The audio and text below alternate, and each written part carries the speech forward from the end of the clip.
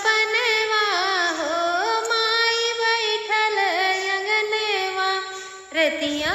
मदिया क्यों सपनवा हो माई बैठल अंगनवा लाल लाल सड़िया है लाल चुनरिया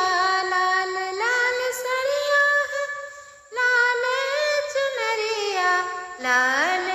बाटे असनवा हो माई बैठल अंगनवा लाल बाटे